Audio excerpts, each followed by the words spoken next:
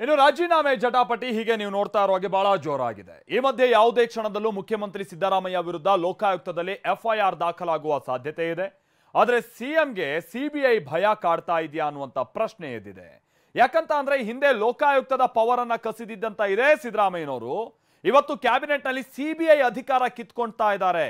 ಅಂದ್ರೆ ಅಂಥದ್ದೊಂದು ನಿರ್ಧಾರಕ್ಕೆ ಬಂದಿದ್ದಾರೆ. ನೇರವಾಗಿ ಸಿಬಿಐ ತಂಡ ಎಂಟ್ರಿ ಕೊಡದ ಹಾಗೆ ಮಾಡಿಬಿಟ್ಟಿದ್ದಾರೆ. ಈ ಮೂಲಕ ಸಿದ್ದರಾಮಯ್ಯ ರಕ್ಷಣಾತ್ಮಕ ಆಟವನ್ನ ಶುರು ಮಾಡಿದ್ದಾರೆ.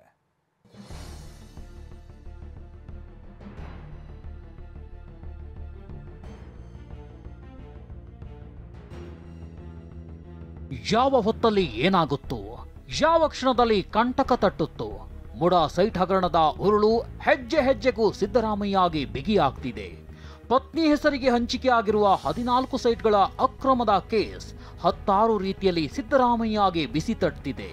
ತವರಿನಲ್ಲೇ ಸಿದ್ದು ವಿರುದ್ಧ ಎಫ್ಐಆರ್ ದಾಖಲಾಗಲು ಕೌಂಟ್ ಡೌನ್ ಶುರುವಾಗಿದೆ.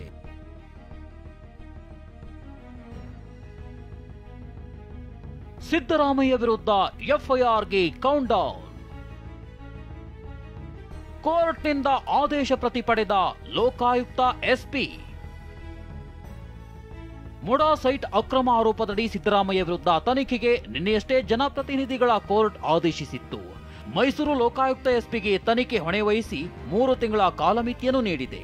ಪ್ರಕರಣದ ಮುಂದಿನ ಹಂತದ ತನಿಖೆ ಬಗ್ಗೆ Lokayukta, IGP, ADGP, Mysuru Lokayukta SP ಇವತ್ತು ಸಭೆ ನಡೆಸಿದ್ರು. ಬಳಿಕ ಜನಪ್ರತಿನಿಧಿಗಳ ವಿಶೇಷ ಕೋರ್ಟ್ಗೆ ಆಗಮಿಸಿ ಆದೇಶ ಪ್ರತಿ ಪಡೆದ್ರು.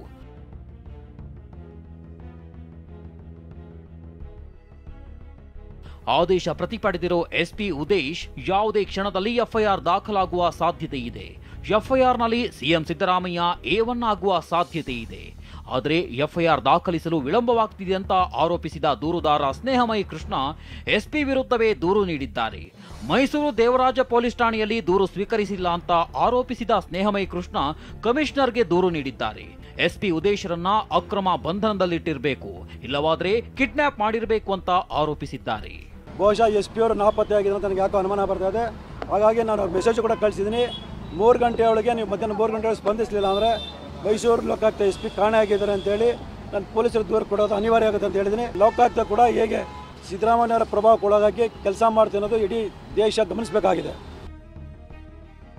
ರಾಜ್ಯಪಾಲರ ಪತ್ರಗಳಿಗೆ ಉತ್ತರಿಸದಂತೆ ಕ್ಯಾಬಿನೆಟ್ ನಿರ್ಣಯ. ರಾಜ್ಯ ಸರ್ಕಾರ ವರ್ಸಸ್ ರಾಜ್ಯಪಾಲರ ನಡುವಿನ ಸಂಘರ್ಷ ಮತ್ತೊಂದು ದಿಕ್ಕಿಗೆ ಹೊರಳಿದೆ. ಭರ್ಜರಿ ಗೇಮ್ ಪ್ಲಾನ್ ಮಾಡಿರೋ ಸಿಎಂ ಸಿದ್ದರಾಮಯ್ಯ ರಾಜ್ಯಪಾಲರ ವಿರುದ್ಧ ಮತ್ತೊಂದು ದಾಳ ಉರುಳಿಸಿದ್ದಾರೆ.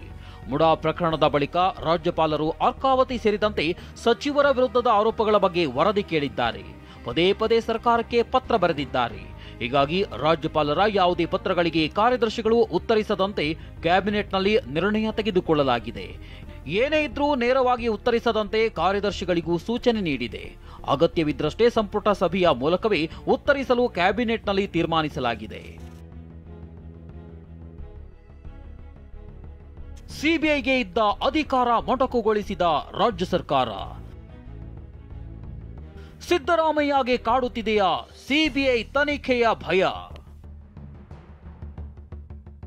ಮುಡಾ ಹಗರಣದಲ್ಲಿ ಸಿಬಿಐ ತನಿಖೆಗೆ ನೀಡಬೇಕು ಅಂತ ವಿಪಕ್ಷದವರು ಆಗ್ರಹಿಸಿದ್ದಾರೆ. ದೂರುದಾರರು ಸಹ ಸಿಬಿಐ ತನಿಖೆಗೆ ಒತ್ತಾಯಿಸಿದ್ದಾರೆ.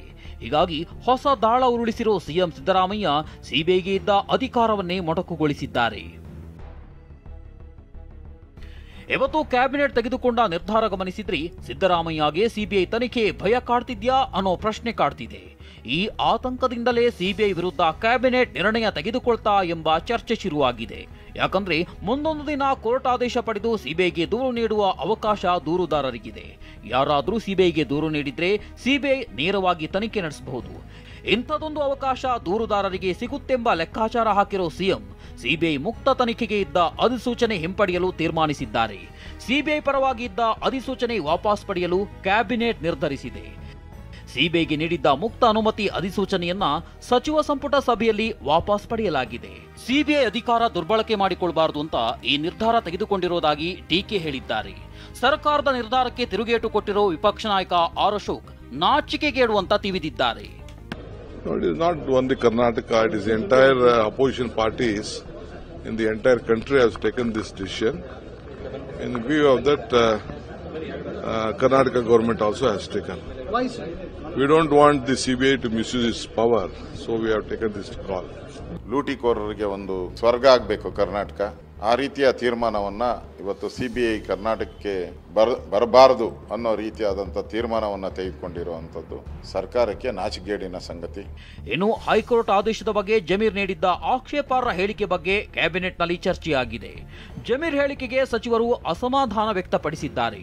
ನಾನು ಹಾಗೆ ಹೇಳಿಲ್ಲವೆಂದು ಜಮೀರ್ ಹೇಳಿದ್ದಾರೆ. ಬಾಯಿ ತಪ್ಪಿ ಬಂದಿರಬಹುದು ಅಷ್ಟೇ ಎಂದಿದ್ದಾರೆ.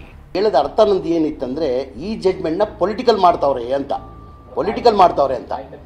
ಬಾಯಿ ತಪ್ಪಿ ಅಂತಾನೆ ತಿಳ್ಕೊಳ್ಳಿ ನೀವು. ಅದೇನೇ ಇರಲಿ, ಕಾನೂನು ತಜ್ಞರು ಹಿರಿಯ ಸಚಿವರ ಜೊತೆ ಇವತ್ತು ಬೆಳಗ್ಗೆ ಸಭೆ ನಡೆಸಿದ ಸಿಎಂ ಮುಂದಿನ ಹೋರಾಟದ ಬಗ್ಗೆ ಚರ್ಚೆ ನಡೆಸಿದ್ದಾರೆ. ಎಲ್ಲರ ಚಿತ್ತ ಎಫ್ಐಆರ್ನತ್ತ ನೆಟ್ಟಿದ್ದು, ಎಫ್ಐಆರ್ ಬೀಳ್ತಿದ್ದಂತೆ ಮುಡಾ ಯುದ್ಧಕ್ಕೆ ಮತ್ತೊಂದು ತಿರುವು ಸಿಗಲಿದೆ. ಮೈಸೂರಿನಿಂದ ರಾಮ್ ಜೊತೆ ಪ್ರಸನ್ನ, ಟಿವಿ9 ಬೆಂಗಳೂರು.